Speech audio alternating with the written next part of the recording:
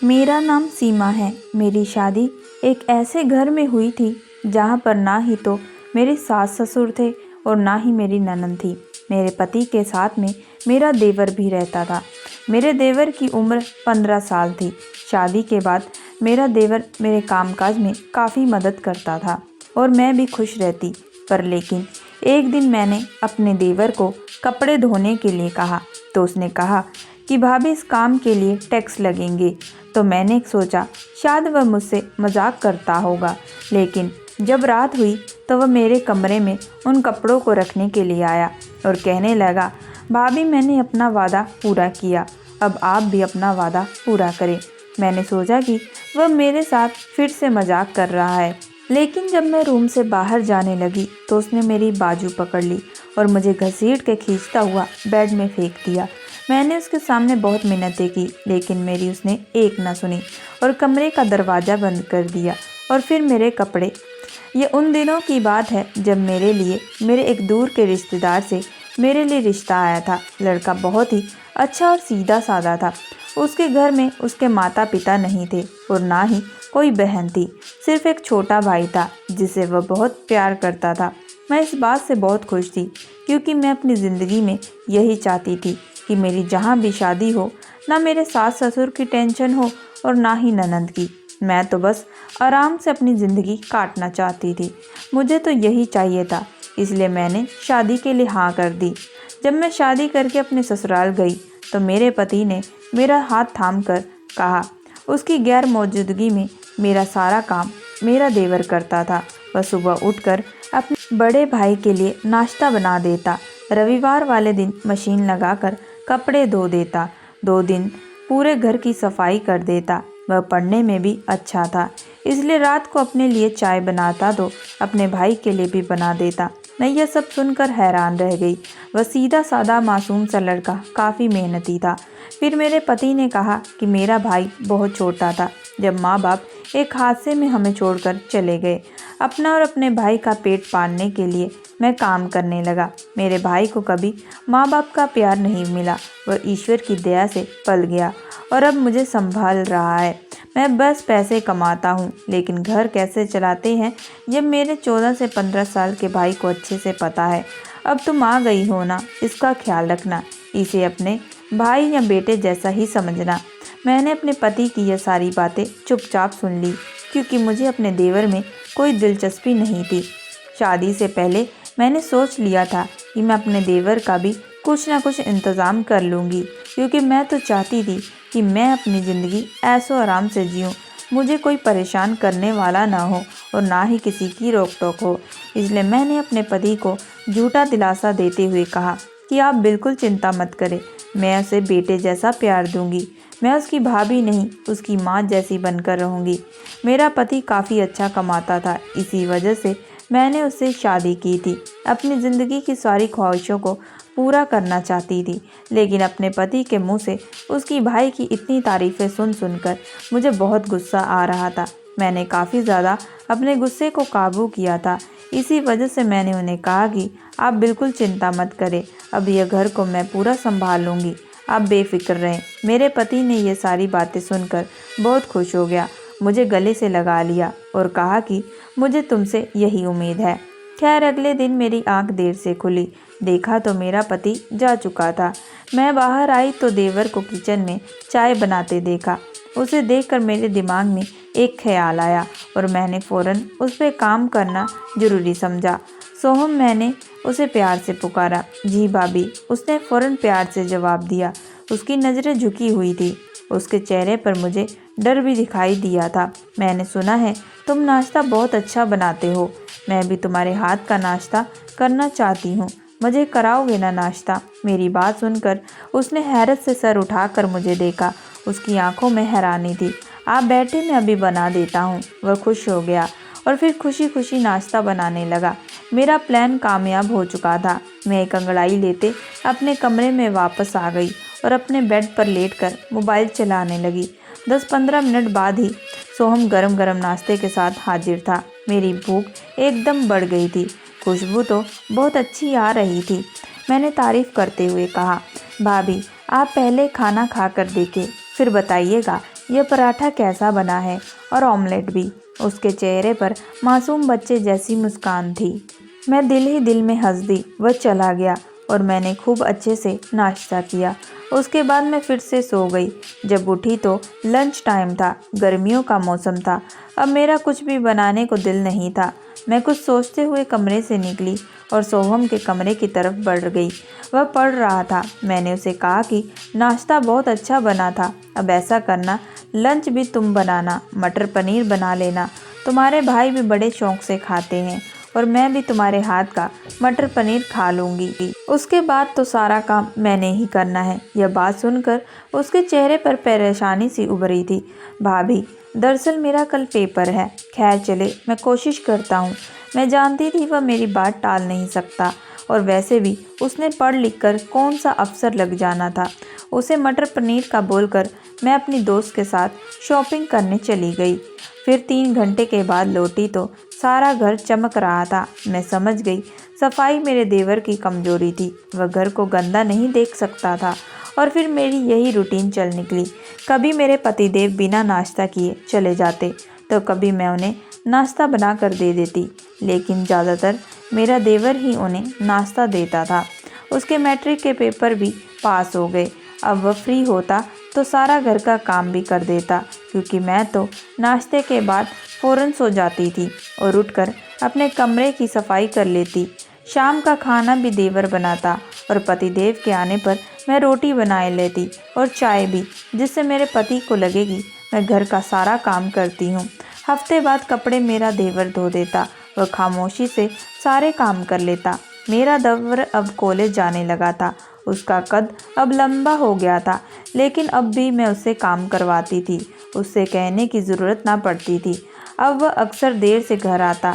एक दिन वह मेरे पास आया और कहने लगा कि कल मैंने फ़ीस जमा करवानी है। आप रात को भाई से बात कर लेना, मैं ज़रा देर से घर आऊँगा। उसकी बातें सुनकर मेरी आंखें चढ़ गई कि अब इसे पैसे देने पड़ेंगे। कॉलेज की फ़ीस कम से कम 1 लाख रुपए तक होती है, और मैं ऐसा बिल्कुल भी नहीं चाहती कि मेरा पति फजूल में इतने पैसे अपने भाई को दे। इसलिए मैंने शाम को अपने पति को बताया ही नहीं, और सुबह हुई तो देवर ने फ़ीस का पूछा। मैंने झूठ बोला और कहा कि तुम्हारा भाई कह रहे थे कि हाथ अभी तंग चल रहा है, इसलिए पैसों का इंतज़ाम नहीं हो सकता। यह सुनकर देवर परेशान हो गया। उसका मुंह लटक गया और वह खामोशी से चला गया। मैंने सुकून का सांस लिया, और उसके बाद देवर ने दोबारा अपने भाई से कोई बात नहीं की। वक्त गुजर गया। मैं अभी अपनी ज़िंदगी में बिज़ी हो गई, और देवर भी। मुझे शुरू से काम करने की आदत नहीं थी, बल्कि यूँ कह ले कि मैं कामचोर थी। मैंने सोचा था ससुराल जाकर नौकरानी रख लूँगी, लेकिन यहाँ मुझे मुफ्त में काम करने वाला देवर मिल गया था। इसलिए नौकरानी अब भला क्या ज़रूरत थी। जिस दिन मेरे पति घर पर होते तो मैं तबीयत खराब होने का बहाना बना देती, और पतिदेव उस दिन बाहर से खाना ले आते। मैं बिल्कुल वैसी ज़िंदगी जी रही थी जैसी मैं चाहती थी। मेरा देवर अब रात को 12 बजे वापस आता, और सुबह जब मैं उठती तो किचन साफ़ सुथरा होता, क्योंकि रात को देवर सारे बर्तन धोकर और किचन साफ़ करके सोता था। मुझे कहने की ज़रूरत नहीं पड़ती थी। एक दिन मेरे पति ने देवर से पूछ ही लिया कि तुम रात गए कहाँ रहते हो। उस पर मेरे देवर ने कहा कि मैं ट्यूशन पढ़ाता हूँ। देवर ने स्मार्ट से अंदाज में जवाब दिया और चला गया। पहले तो मैं डर गई, कहीं देवर फीस का जिक्र ना कर दे, क्योंकि देवर के नाम पर मैं अक्सर अपने पति से पैसे लेती थी। वक्त गुजरता गया। देवर बड़ा हो चुका था। वह किसी काम के सिलसिले में शहर से बाहर चला गया, और वह 2 महीने मैंने किस मुश्किल से गुजारे थे यह मैं जानती थी। मुझे पूरे घर का काम करना पड़ता था, जो मुझसे होता नहीं था। मेरे तो जैसे होश ठिकाने आ गए थे। देवर ने घर को जाने कैसे संभाल रखा था। हर चीज़ परफेक्ट होती थी। अब हर जगह बर्तन बिखरते रहते थे। कभी कभार देवर से फ़ोन पर बात हो जाती तो कहता, भाभी दोस्त के पास दिल्ली में रहता हूँ, पढ़ाई जैसे ही ख़त्म होगी वापस आ जाऊँगा। देखते ही देखते 4 साल बीत गए। पति कभी कभार उससे जाकर मिल आता, और फिर एक दिन देवर वापस आ गया। मैं पहली बार उसके घर आने पर बहुत खुश हुई। मैंने उसकी खूब आवभगत की, अच्छा खाना खिलाया और उसका हर तरह से ख्याल रखा। देवर भी बहुत खुश नज़र आ रहा था।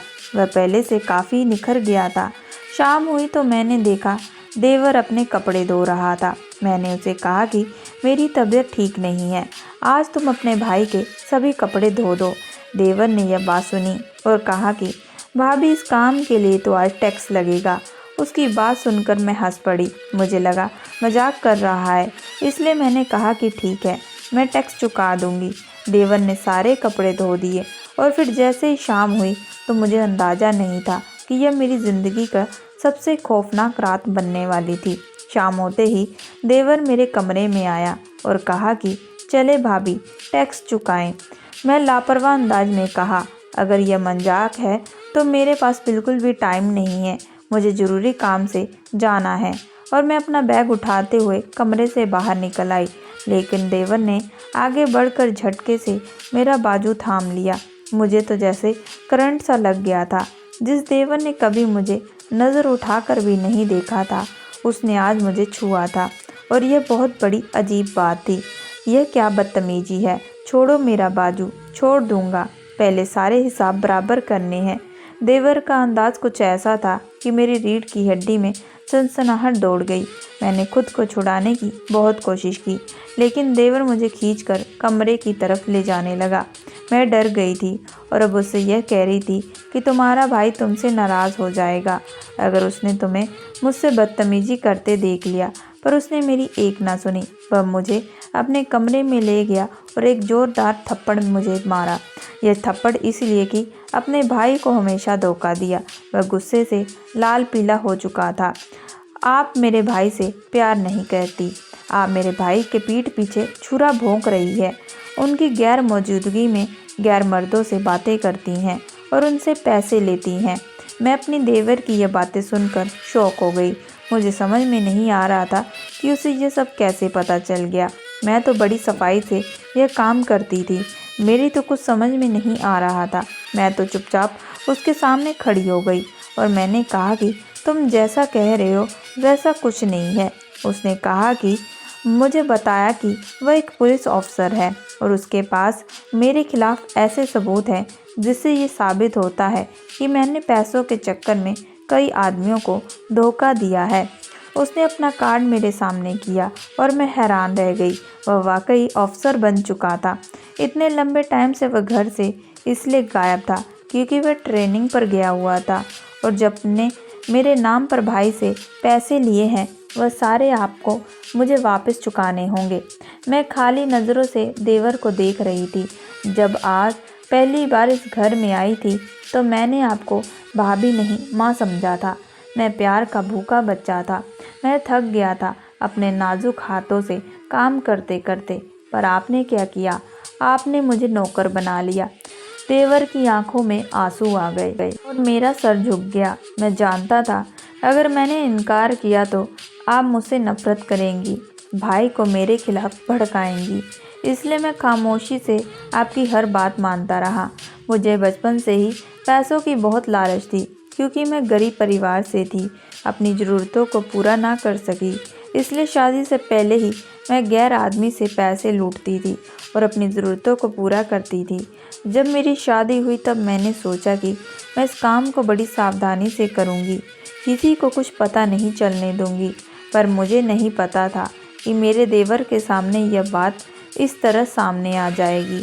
मुझे बड़ी शर्मिंदगी हो रही थी क्योंकि आज ज़िंदगी में पहली बार मुझे किसी ने मेरा आईना दिखाया था। मुझे अपने किए पर अफसोस हो रहा था। मेरा पति काफ़ी अच्छा कमाता था, मेरी हर ज़रूरतों को पूरा करता था। मेरे देवर ने कहा कि वह अब सारी सच्चाई मेरे पति के सामने रखेगा। यह बात सुनकर मेरे पैरों तले ज़मीन निकल गई। मैंने उसे गिड़गिड़ाते हुए माफ़ी मांगी। मैंने उसे कहा कि मुझे एक बार मौका दे। मैंने उसके नाम पर जितने भी पैसे लिए हैं मैं सारे उसे वापस कर दूंगी। जितने भी लोगों से पैसे ऐंठे हैं मैं वह भी उन लोगों को वापस कर दूंगी। मुझे अपने किए पर बहुत ज़्यादा पछतावा हो रहा था। मेरे देवर को लगा कि मुझे अपनी गलती का एहसास हो गया है, इस वजह से उसने मुझे माफ़ कर दिया। और उसके पास और कोई चारा भी तो नहीं था, क्योंकि वह अपने भाई की ज़िंदगी खराब नहीं करना चाहता था। इस वजह से उसने मुझे एक मौका दे दिया। मैं अपने देवर का एहसान कभी नहीं भूल सकती थी। उसने मेरे पति के सामने मेरी इज्जत रख ली, यही मेरे लिए काफ़ी था।